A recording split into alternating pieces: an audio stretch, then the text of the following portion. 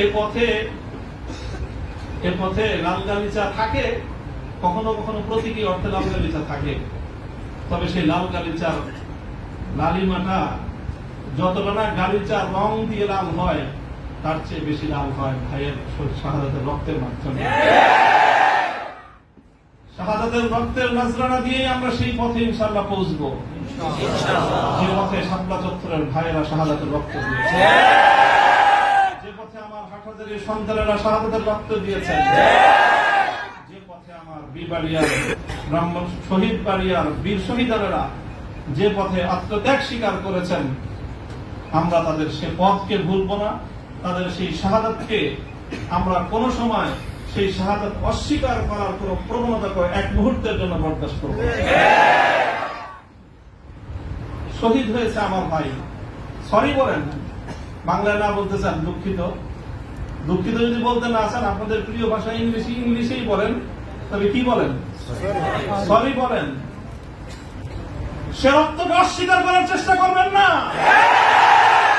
শাহাদাতের শহীদের রক্তের সঙ্গে গদ্দারি করার মতো সেই বেঈমান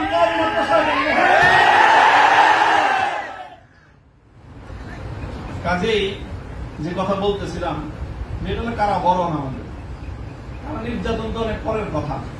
আল্লাহ পাক রব্বুল আলামিন কারা এই কষ্ট থেকে আমাদের সকলকে হেফাজত করেন। প্রতিশোধের যে কথাটা, সেটা আমরা তো পয়গম্বর আলাইহিস সালামের অনুসারী। নবী ইউসুফ আলাইহিস সালামের সেই বাণী, লা তাসরিবা আলাইকুমুল ইয়াউম, গতকালকে আমি বলেছি, আজও বলছি, আমরা কোনো প্রতিশোধ গ্রহণ করি নাই, করতে চাই না। করার প্রবণতা কখনো যদি আমাদের মন থেকে উদ্গত হয়, সেটা হলো ইন্নামা যালিকা মিন্নী ওয়া মিনাশ শাইতান, শয়তানের প্ররোচনায় কখনো হয়তো আমরা ব্যক্তিগত আক্রোশে প্রতিশোধের কথা বলে থাকতে পারি, কিন্তু আমরা প্রতিশোধ পরায়ণ নই। এই হিসাবে আমি প্রতিশোধের এই শব্দকে প্রত্যাখ্যান করলাম। তবে অন্য আরেক অর্থে আমি প্রতিশোধের এই শব্দকে সমর্থন করছি। শুধু সমর্থন নয়, বরং আমি আমার পুনর্ব্যক্ত করছি যে আমরা প্রতিশোধ নিব। আমাদের সেই প্রতিশোধ হবে সেই প্রতিশোধ, যে প্রতিশোধ হিজরতের আগ পর্যন্ত 12 বছরের জুলুম এবং নির্যাতনের প্রতিশোধ মক্কা বিজয়ের মাধ্যমে আল্লাহ নবী গ্রহণ করেছেন। আল্লাহ নবী মক্কা বিজয়ের পরে সেই সকল অপরাধীদেরকে ক্ষমা করার মধ্য দিয়ে, সেই জমিনে আল্লাহর দ্বীনের ঝান্ডা সমুন্নত করার মধ্য দিয়ে মধুর প্রতিশোধ নিয়েছিলেন। আমি আবার বলছি, এদেশে ভাড়াটিয়া থাকবো না, ভাড়াটিয়া হিসেবে থাকবো না। এই জমিনের মালিকানা সূত্রে এদেশে বসবাস করি, এই জমিনকে আল্লাহর জন্য মুক্ত করেই ছাড়বো ইনশাআল্লাহ। আল্লাহর দ্বীনের বিজয়, সেটাই হবে আমাদের পরম প্রতিশোধ।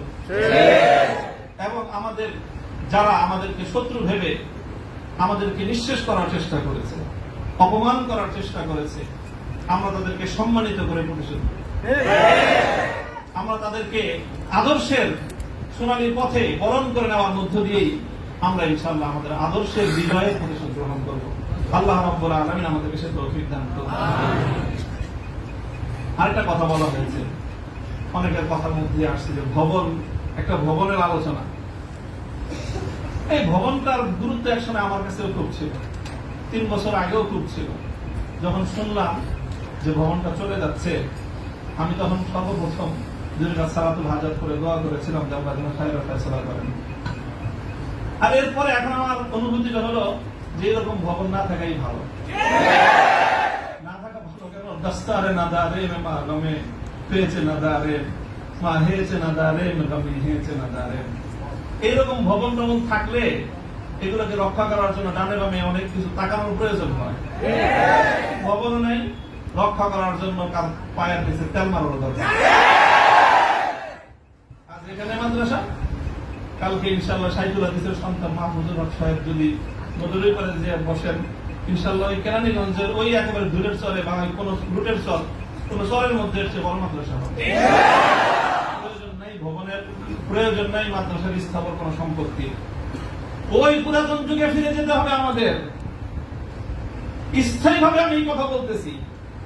এই বিশাল বিশাল আলিশান ইমারত সাজায়, আর সেই ইমারতের মধ্যে সুন্দর সুন্দর আরামদায়ক বিলাসী রুম সাজায়, সেখানে বিলাসী এলেম চর্চা। আমি এই কথাটা আমার কাছে খুব মনে পড়ছে, বিলাসী এলেম চর্চা। আজকে আমাদেরকে এই বিলাসী এলেম চর্চায় পেরে বসেছে। বিলাসী এলেম চর্চার পথ বাদ দিয়ে আমাদের আকাবের এবং আসলাফদের মতো সেই খেজুর গাছের তলায়, বট গাছের নিচে সালাদ চাটার উপর বসে আমাদেরকে আল্লাহ রাসূলের তালিম দেওয়ার সেই সবক গ্রহণ করতে হবে। তাহলে ইনশাআল্লাহ আমরা বাতিলের তাফতে তাউসকে উল্টে দিয়ে সেখানে আমরা কালেমার ঝান্ডা সমুন্নত করতে পারব। মোল্লা মুহাম্মদ উমর রাহিমাহুল্লাহ তাআলা তিনি সারা পৃথিবীর সুপার পাওয়ারের সাথে টক্কর দিয়েছিলেন। আমাদের বাংলাদেশের মতো কোন গণভবন আর সংসদ ভবন, বঙ্গভবন কিছুই ছিল না। কান্দাহারের ছোট্ট একটা ঘরের মধ্যে ভাঙ্গা খাটের উপরে বসে টক্কর দিয়ে দিলেন তো সুপার পাওয়ারের সাথে। সারা দুনিয়া মনে করলো যে বেকুবের দল। 20 বছর পর আল্লাহ দেখা দিলেন তারাই বিজয়ী দল। তবে একটা দুঃখ আমার, আমি এই গোটা প্রসঙ্গের সঙ্গে যারা যারা সম্পৃক্ত অধিকাংশই আমার সম্মানিত, অনেকে আমার মুহতারাম উস্তাদ, শুধু উস্তাদ না, অনেকে এমন আছেন যারা উস্তাদের মুতাওয়্যিব, অর্থাৎ আমি আমার মতো করে শাইখুল হাদিস রহমাতুল্লাহ আলাইহি আমাকে যাদের তত্ত্বাবধানে গড়ে তোলার চেষ্টা করেছেন, শুধু আমাকে না, আমার ভাইদেরকেও, মাহফুজ সাহেব হুজুর এবং আমি, আমরা দুইজন বিশেষ করে, ওনারা অনেকে এখানে আছেন। কাজে তাদের প্রতি কোনো অসম্মান হয়, অমর্যাদা হয়, সেই কথা আমি বলবো না। কখনো ভুলে বলে থাকলে সেটার জন্য আমি নিঃস্বার্থ ক্ষমা প্রার্থনা এখনো করছি, যে কোনো সময় করবো, যে কোনো ভাবে করতে হয় করবো। তবে একটা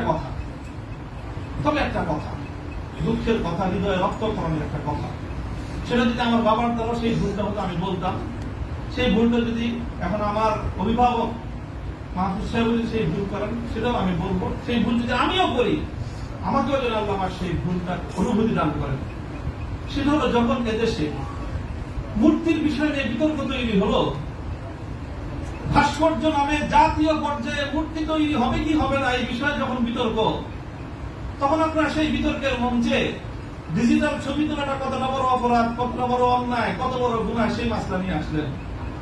দুঃখটা এই জায়গায়, আপনারা সেই মাসলা উত্থাপন করে তখন এই মূর্তি এবং ভাস্কর্যকে প্রকারান্তরে বৈধতা দেওয়ার চেষ্টা করেছেন।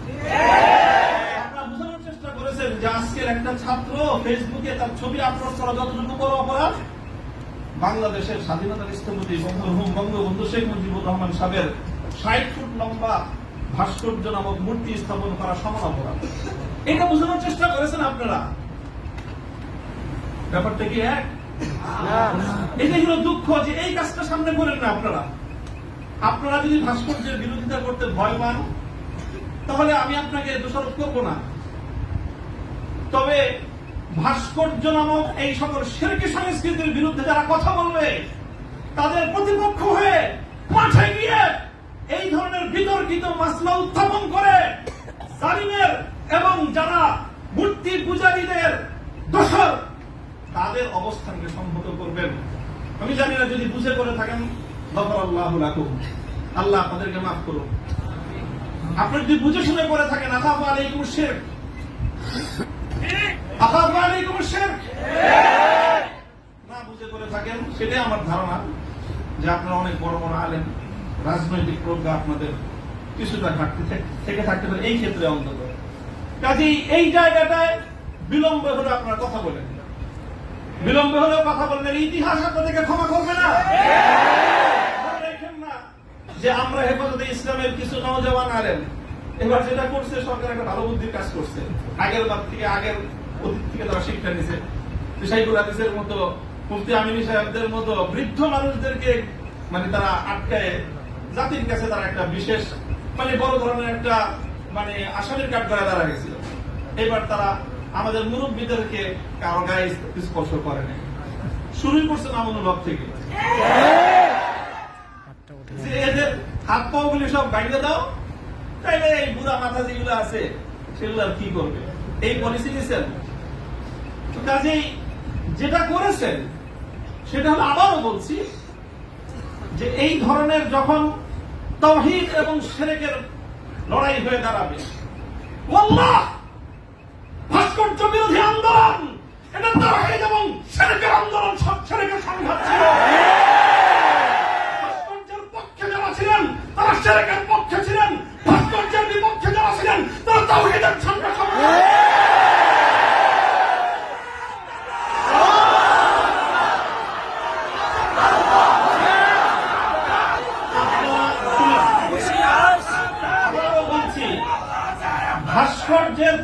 রাষ্ট্রপক্ষের এই লড়াইকে একজন মরহুম মুসলিম নেতা মরহুম বঙ্গবন্ধু শেখ মুজিবুর রহমান সাহেবের ব্যক্তিত্বকে মাঝখানে এনে বিষয়টাকে ভিন্ন রং দেওয়ার চেষ্টা করা হয়েছিল।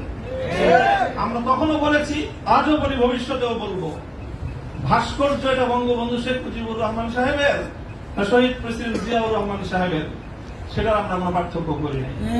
আমি একথাও বলেছি, ভাস্কর্য যদি স্বয়ং আমাদের মুসলিম জাতির পিতা খলিল ইব্রাহিম আলাইহিস সালামের হয়, তাহলে সেই ভাস্কর্যের সাথে কি আচরণ করতে হয় মুহাম্মদুর রাসূলুল্লাহ শিখিয়ে দিয়ে গেছেন।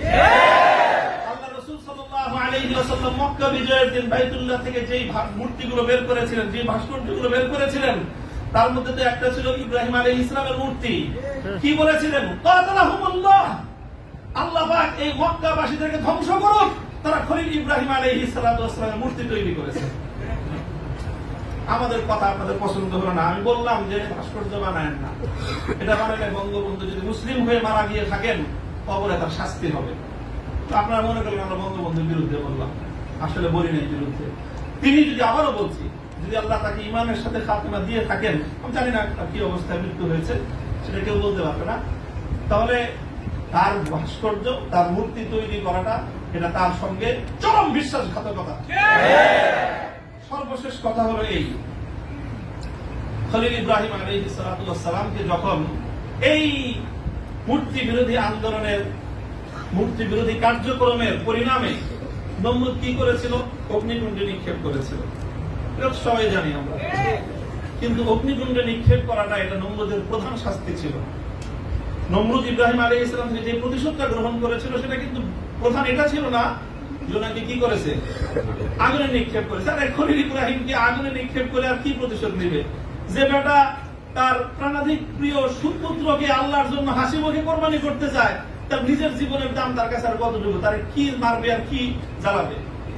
সবচেয়ে বড় যে জঘন্য কাজটা নমরুদ করেছিল সেটা হলো ইব্রাহিম আলাইহিস সালামকে অগ্নিকুণ্ডে নিক্ষেপ করার আগে ওনাকে বিবস্ত্র করে ফেলেছিল। ওনার সারা শরীর থেকে কাপড় খুলে ফেলেছিল, বাংলায় বুঝেন নাই, উলঙ্গ করেছিল। আল্লাহ পাক রব্বুল আলামিন ইব্রাহিম আলাইহিস সালামকে জন্য একটা পুরস্কার দিলেন। সেই পুরস্কারটা আল্লাহর নবী বলেছেন, আউয়ালু মান ইউসা ইয়াউমাল কিয়ামাতি ইব্রাহিম খলিলুল্লাহ। ও ইব্রাহিম, মূর্তির বিরুদ্ধাচরণ করার কারণে মূর্তি পূজারীরা তোমার শরীর থেকে সম্মানের আব্রুর কাপড় খুলে নিয়েছে। কিয়ামতের দিন যখন সমস্ত মানুষ বিবস্ত্র থাকবে, সর্বপ্রথম আমি তুমি ইব্রাহিম খলিলকে কাপড় পরায়ে সমস্ত মানুষের সামনে সম্মানিত করব। আমার কেন জানি মনে হয়েছে আমি একজন অপরাধী, অনেক অপরাধের শেষ নাই, আমার ভুল ত্রুটির কোনো শেষ নাই। ওই যে বললেন না যে আব্দুল বাসির 42টা মামলা, মামলার তো অভাব নাই। এই যে কোনো মামলায় ফাঁসি দিতে পারেন, ফাঁসি দিতে তারা অন্য কিছু লাগে না। আদালতে দাঁড়ায় এক মহিলা আইনজীবী বলেন, আরে বিচার করার জন্য এত কিছু লাগেনি কি? আমাদের এর চেয়ে কত হালকা সাক্ষ্যতে আমরা মানুষের বিচার করে ফেললাম। ওপেন আদালতে বলতেছে এই কথা, বিচার করার জন্য খুব কিছু লাগে না। হত্যা মামলা কতগুলো আছে, আমরা ছিনতাই মামলা আছে, পকেট চুরির মামলা আছে, চুরির মামলা আছে, সব মামলাই তো আছে। যে কোনো মামলা দিয়ে ফাঁসি দিয়ে দিতে পারেন। আপনারা চেষ্টা করেছেন বিবস্ত্র করতে চেষ্টা করেছেন, তবে একটা জিনিস ভালো করেছেন, আপনারা যেই কেসটাকে বিবস্ত্র করার জন্য বেছে নিয়েছেন সেই কেসটা ছিল খুব দুর্বল। আগামী 50 বছরের জন্য ওলামায়ে কেরামের বিরুদ্ধে এই ষড়যন্ত্রের দুয়ার রুদ্ধ হয়ে গেছে।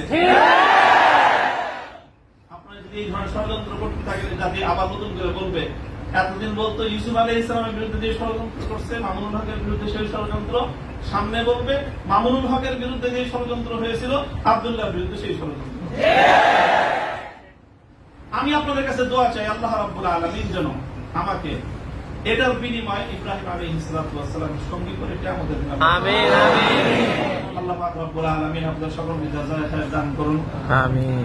আর অনেক বড় কথা আছে যে আমার এই সম্পূর্ণ এই যে আমার বিরুদ্ধে এত কিছু, এত বড় অভিযোগ বা এতটা মানে নিষ্পেষণের শিকার আমি কেন হলাম, এই কারণটা এখন আমি বলবো না, তবে আপনাদের সকলকে বলবো বাবরি মসজিদের জন্য আপনারা দোয়া করবেন ইনশাআল্লাহ।